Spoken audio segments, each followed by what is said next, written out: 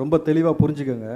வரலாற்றிலேயே சட்டமன்றத்தில் நீங்கள் பார்த்தீங்கன்னாக்கா எலெக்ஷனில் ஜெயிச்சதுக்கப்புறம் சட்டமன்றத்துக்குள்ளே டைரெக்டாக சிஎம்மாக வந்த ஒரே ஆள் யாருனாக்கா தளபதி ஜோசப் விஜய் அவர்கள் தான். நீங்கள் 2 வருஷத்தில் கட்சி ஆரம்பித்த உடனே நீங்கள் உள்ளே வரும்போதே சிஎம்மாக வராருனாக்கா நீங்கள் ஏன் இந்த எல்லாரும் ஒரே அணியில் உட்காந்துருக்கீங்க? உங்களுக்கு புரியுதா? நல்லாட்சி நடக்கலை, 50 நாட்களுக்குள்ளே நல்லாட்சி நடக்கலை அப்படின்னு சொல்லி அவசரப்பட்டு பேசிட்டீங்களே. நீங்கள் நல்லாட்சி தொடர்ந்து செஞ்சுருந்தால் நீங்கள் ஜெயிச்சிருந்துருக்கலாமே. எம்ஜிஆர் இருக்கும் வரை எம்ஜிஆர் தானே இருந்தார். எம்ஜிஆர் இருக்கும் வரை எம்ஜிஆரே முதலமைச்சராக இருந்த பொழுது ஸ்டாலின் இருக்கும் வரை ஏன் ஸ்டாலினால் இருக்க முடியல? எடப்பாடியாக இருக்கும் பொழுது ஏன் எடப்பாடியால் இருக்க முடியல? அது முடியாது அண்ணனால், அது விட்டுருங்க, வேறு சப்ஜெக்டு. சரி, இப்போது தம்பி இடுமாவன் கார்த்தி சொன்னார், தளபதி விஜய் அவர்கள் எதற்குமே பொறுப்பேற்க மாட்டாரு அப்படிங்கிறாரு. ஐயா, நீங்கள் படுதோல்வி அடைஞ்சு 4% வந்ததுக்கு தளபதி விஜய் அவர்கள் பொறுப்பேற்கிறார். நான் இப்போ சொல்கிறேன், டிக்ளேர் பண்ணுறேன், வச்சுக்கங்க. அதாவது வாய்க்கு வந்ததெல்லாம் பேசுகிறதுக்காக சும்மா ஏதோ டைம் பாஸ் ஆகுன்ற மாதிரிலாம் நீங்கள் பேசக்கூடாது. 50 நாட்களில் எவ்வளோ பெரிய மாற்றம்னாக்கா, அரசாங்க அலுவலகங்களில் லஞ்சம் வாங்க பயப்படுறான். உங்கள் ஆட்சியில் செய்ய முடிஞ்சா? லஞ்சம் வாங்கி வாங்கியே பழக்கப்பட்டு, லஞ்சம் கொடுத்து கொடுத்து ஒரு பக்கம் லஞ்சம் வாங்கி பழக்கப்பட்டது, இன்னொரு பக்கம் திருடியே பழக்கப்பட்ட நபர்கள் இன்றைக்கு சம்மன் அனுப்பிச்சவனே பார்த்தாக்கா சிங்கப்பூரில் சுற்றுலா போயிருக்காருன்னு பார்த்தா அங்கே போய் ஆஸ்பத்திரியில் படுத்துட்டு ஒருத்தர் போஸ்ட் கொடுக்குறாரு, ஏவா வேலுவான். என்னையானாக்கா நெஞ்சு வலி வந்து விட்டது. எப்போ அந்த நெஞ்சு வலி நாடகத்தை நாங்கள் இங்கேருந்து பார்க்குறோம். இதில் குதிரை பேரம்னு எங்களை வெக்கமில்லாமல் பேசுகிறீங்க. எப்பா, அவர்களை ஒரு நாள் கூட சிஎம் ஆக்கி விடக்கூடாதுன்றதற்காக தொடர்ச்சியாக நீங்கள் முயற்சி எடுத்திருக்கீங்க. இன்றைக்கி 10 பேர் அதுக்காக கைது செய்யப்பட்டிருக்காங்க. 180 கோடி வரைக்கும் பேரம் பேசிட்டு வெக்கம் இல்லாமல் நீ வந்து குதிரை பேரம் நீங்கள் பேசுகிறீங்க. எனக்கு ரொம்ப ஆச்சரியமாக இருக்குது. 180 கோடி வரைக்கும் பேரம் பேசி இந்த ஆட்சியை கவிழ்ப்பதற்காக இன்றைக்கு 10 பேரை அரெஸ்ட் பண்ணியிருக்கு. நீங்கள் எங்களை குதிரை பேரம் பேசியிருக்கிற. நல்வாய்ப்பாக நீ ஆட்சியை கவுத்திருந்தியோ மறுபடியும் எடப்பாடியும் தோற்றுருப்பார், ஸ்டாலினும் தோற்றுருப்ப. 234 தொகுதியில் உங்கள் 2 கட்சியும் ஜென்மத்துக்கு வந்திருக்காது. ஜென்மத்துக்கு வர்றதுக்கான வாய்ப்பே இருந்திருக்கிறது. அதாவது விஜயகாந்த் அடித்தார் அடியில், தளபதியோட அண்ணன் விஜயகாந்த் அடித்த அடியில் எதிர்கட்சியாக தான் வரல, தளபதி அடித்தார், எம்எல்ஏவாக கூட வரல ஒருத்தர் குளத்தூரில். அவர் பேர் ஸ்டாலின் அவர்கள்.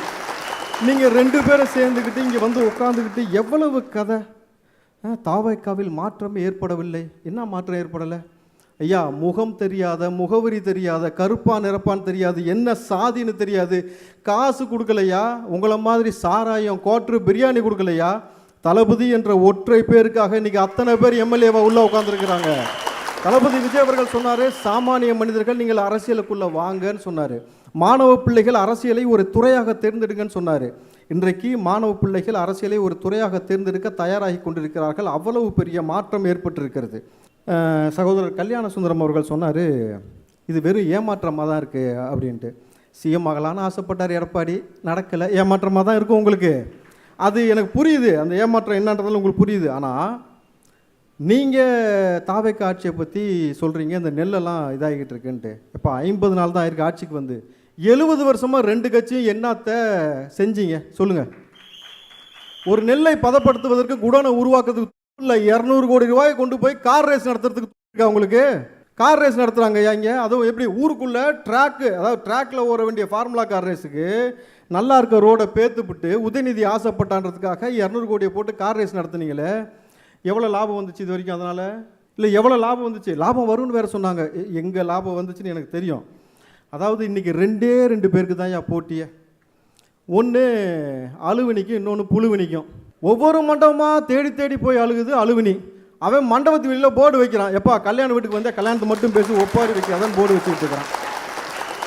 இன்னொன்று புழுவினி சொல்கிற பொய்யெல்லாம் பார்த்தோன்னா ஐயோ புக்கு போட்டால் கூட எத்தனை புக்கு போடுறதுன்னு தெரியல. என் ஃபோட்டோவை ஒருத்தன் இராணுவத்தில் இருக்கும்போது துப்பாக்கியில் ஒட்டிட்டான். எப்படியே துப்பாக்கியில் ஒட்டிட்டானா, உடனே அவனை ஜெயிலில் போட்டாங்களாம். அப்புறம் திருப்பி 2 மாதம் கழித்து வெளியே வந்தானா, மறுபடியும் துப்பாக்கியில் ஓட்டினானா. ஏய், என்ன அதெல்லாம்? எனக்கு சத்தியமாக சொல்கிறேன், அரசியலில் எவ்வளவு பெரிய மாற்றம் நடந்திருக்குன்னா, இந்த மாதிரி கதை சொல்லிக்கிட்டும் ஒப்பாரி வச்சுக்கிட்டும் திருட்டுத்தனம் பண்ணவங்க எல்லாத்தையும் ஒட்டுமொத்தமாக தளபதின்ற ஆளை அடித்து வெளியே தள்ளியிருக்கு. இது மாற்றம் இல்லையா? இல்லை, இது மாற்றம் இல்லையான்னு கேட்குறேன். நீங்கள் இல்லை, அமைச்சர்கள்லாம் வேலை செய்யாமல் ரீல்ஸ் மட்டும் தான் போட்டுக்கிட்டு இருக்கிறாங்க அப்படின்னு கேட்குறாங்க, என்ன சொல்கிறீங்க? அப்போ தொடர்ச்சியாக அவங்க ரீல்ஸ் தான் பார்த்துக்கிட்டு இருக்காங்க, அப்படி தானே? இவங்களும் வேலை செய்யலை. ஐயா, துப்பாக்கியில் சுட்டதை டிவியில் பார்த்தான் தெரிஞ்சுக்கிட்டேன்னு ஒருத்தர் சொன்னார், ஞாபகம் இருக்கா உங்களுக்கு? ஞாபகம் இருக்கா?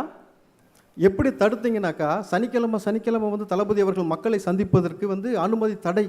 இன்னைக்கு சனிக்கிழமை பனையூர் வந்து பாரு, எப்பா படையெடுத்து வந்துக்கிட்டே இருக்கிறாங்க. அதிமுகவுக்கு ஒரே ஒரு விண்ணப்பம் தாங்க, தனித்தனியாக வராமல் மொத்தமாக வந்துடுங்க. என்ன டெய்லி ஒவ்வொரு ஆளாக வந்துக்கிட்டு இருக்கிறீங்க. ஆனால் வந்து இவங்க வந்து அதை குதிரை பேரம்ன்றாங்க. நல்லா ஒரு விஷயம் புரிஞ்சுங்க, அந்த குதிரை அவங்க பேரம் வரல, நீங்க வாங்குறீங்கன்றாங்க. அதுதான் சொல்கிறேன் ஐயா. அதிமுகவிலிருந்து 23 எம்எல்ஏக்கள் திமுகவுக்கு போயிருக்காங்க. அப்போ அவங்க வாங்கியிருக்காங்களா? ஒத்துக்க சொல்லுங்கள். பேர் பட்டியல் வாசிக்கவா? அரசியல் தெரிஞ்சவங்களுக்கு தெரியும் யார் யாருன்ட்டு. அப்பாவுலேருந்து இன்றைக்கி ஏவாவிலேருந்து எத்தனை பேர் அங்கே 23 பேர் போயிருக்காங்க. சார் ஒரே ஒரு விஷயம் புரிஞ்சுங்க சார். ஒரு ஸ்கூலில் மாணவன் போய் படிக்கிறான், அந்த ஸ்கூலில் வந்து மேனேஜ்மெண்ட் சரியில்லை, அந்த ஸ்கூலில் வந்து வாத்தியார் சரியில்லை, பிள்ளைகளை வந்து தவறாக வழி நடத்துகிறாங்கன்னு சொன்னாக்கா அந்த ஸ்கூல்லேருந்து வேறு ஸ்கூலுக்கு மாணவர்கள் போய் சேருவது இயல்பு. ஆனால் இங்கே ஹெட் மாஸ்டர் யார்? தளபதி விஜய். இங்கே நீ சேட்டை பண்ண முடியாது, தப்பு பண்ண முடியாது, அதற்கான வாய்ப்பே கிடையாது. இன்றைக்கு அரசியலுடைய எதிர்காலம் தொலைஞ்சு போச்சு. திமுகவும் அதிமுகவும் ஒன்று சேர்ந்து ஆட்சி அமைக்க பார்க்குதுன்னு அவங்க குற்றம் சொல்லிட்டு வராங்க. சார் எவ்வளவு கேவலம் சார் இது, எவ்வளவு இது பதவி வெறியா, ஆணவ வெறியா, இது என்ன வெறினே உங்களுக்கு புரியல பாருங்களேன். நான் ஒன்று சிம்பிளாக மட்டும் முடிச்சிடுறேன் சார். இந்த வீடியோ எல்லாம் ரொம்ப வைரலான வீடியோ, சும்மா ஒரு 12 செகண்ட் இதை நீங்கள் போடணும் கண்டிப்பாக. 26ல நிற்பாராம், அடிப்பாராம், நேரா போய் முதலமைச்சர் சீட்ல உட்காருவாராம். நாங்க 75 வருஷம் கட்சி நடத்திட்டு குச்சி ஐஸ் வாங்கிட்டு சப்பிட்டு போறதுக்கடா நாங்க கட்சி நடத்துறோம். சரிண்ணா, திமுக குச்சி ஐஸ் வாங்கி தரவா? சாப்பிட்றியா? நாகரிகமாக பேசுகிறேன்னா சார்? இல்லை, நான் நாகரிகமாக தான் பேசுவேன். ஏன்னா 75 வருஷம் கட்சி நேராக வருவாராம், சிஎம்மாக இருப்பாராம், நாங்கள் குச்சி ஐசி வச்சு. இப்போ எங்கே உட்காந்துருக்காருன்னு தெரியல, நிறைய குச்சி ஐசி வாங்கி கொடுத்துருக்காங்க போட்டுருக்கு நம்ம பசங்க. ஆளை காணோம் சார், வெளியில் பார்க்க முடிஞ்சு சார். நீங்கள் மெரினால ஏர் ஷோ 5 பேரை கொண்டுட்டாங்க அப்படின்னு நான் குற்றம் சுமத்தினா ஒத்துப்பீங்களா? அந்த சாவுக்கு உதயநிதியும் முன்னாள் முதலமைச்சராக இருந்த ஸ்டாலின் அவர்கள் தான் பொறுப்பேற்கணும். அவங்க தான் கொண்டுட்டாங்க. நான் சொன்னால் நீங்கள் ஒத்துப்பீங்களா? சொல்லுங்கள் சார். அன்னைக்கு மக்கள் அங்கேருந்து பீச்சிலேருந்து ரோட்டுக்கு வரதுக்கு 3 மணி நேரம் ஆயிருக்கு. ஆனால் 5 பேர் செத்து போனதுக்கப்புறம் அவன் தகவல் என்ன, யார் என்னன்னு தெரியல. இது வரைக்கும் நீங்கள் அரசாங்கம் அவங்களுக்காக என்ன கட்டியிருக்கீங்க? ஆனால் கரூரில் நீங்கள் செஞ்ச சதியினால் என் மக்கள் இறந்து போன நபர்களுக்கு இன்றைக்கு வேலை தருவதற்காக முதலமைச்சர் தளபதி விஜய் அவர்கள் முடிவெடுத்திருக்கிறாரு. உனக்கு எனக்கு என்ன மாற்றம்னு உனக்கு புரியுதா? தவறு நீ செஞ்சது. ஆனால் அவர்களுடைய வாழ்வாதாரத்தை காப்பாற்றணும் தளபதி முயற்சி இருக்கிறாரு. எங்கள் அப்பன் குதிரைக்குள்ள மாட்டிப்போமோன்ட்டு கதற கிடந்து கிடந்து இடுமாவனவன் கார்த்தி அவர்கள் தாவேக்காவை குறை சொல்வதற்கு மட்டுமே வந்திருக்கிறாங்க. சரி சார், பொதுவான ஒரு கேள்வி, நான் அவங்கள சொல்லலப்பா, பொதுவாக ஒரு கேள்வி. 2 வருஷம் செஞ்சால் பயிற்சி, ஒரு 5 வருஷம் எடுத்தால் முயற்சி, 15 வருஷமாக ஒன்றுமே சீண்டாமல் ஒருத்தர் போட்டு உக்காச்சிருந்தாங்கன்னா, ஐயா 15 வருஷமாக ஒரு இடத்துல அப்படியே கிடந்துச்சுன்னா அது போனோம். புரியுதுங்களா? ஸோ மாற்றம் எந்த அளவுக்கு நிகழ்ந்திருக்கு? அவங்களுக்கு 8லேருந்து 4 மாறி இருக்கு. பெரிய மாற்றம் தானே. இங்கே எந்த அளவுக்கு மாறி இருக்கு? திமுகவில் ஸ்டாலின் அவர்கள் கூட வந்து எம்எல்ஏவாக ஜெயிக்க முடியல. சரி, நான் வேணா ஒரு ஓப்பன் சேலஞ்சு திமுகவுக்கு, ஸ்டாலின் அவர்களுக்கு, உதயநிதி அவர்களுக்கு வைக்கிறேன். இடைத்தேர்தல் வருதுல்ல, ஸ்டாலின் அவர்கள் நின்று ஜெயிச்சிருங்க பார்ப்போம். நீங்கள் நின்று இந்த முறை தளபதியுடைய ஆட்சியில் நீங்கள் ஜெயிச்சு காட்டுங்க, நான் உங்களை பேசுறது நிப்பாட்டிக்கிறேன். முடியுமா? நிற்பதற்கு உங்களால் முடியுமான்னு நான் கேட்குறேன். சார், இது தமிழ்நாடு என்பது தளபதி விஜயின் கோட்டையாக மாறிடுச்சு. எப்போவோ நீங்கள் காலங்காலமாக கொள்ளையடிச்சு சாராயம் கொடுத்து காசு கொடுத்து சாதி பார்த்து நீங்கள் ஆடு மாடுகளை பட்டியல் அடைக்கிற மாதிரி அடைச்சி நீங்கள் செஞ்சு வச்சுக்க பார்த்தீங்களா, அந்த ஃபார்முலாக்கெல்லாம் இனிமேட்டு வேலையே கிடையாது சார். வாய்ப்புக்கு நன்றி கூறி விடைபெறுகிறேன். நன்றி, வணக்கம்.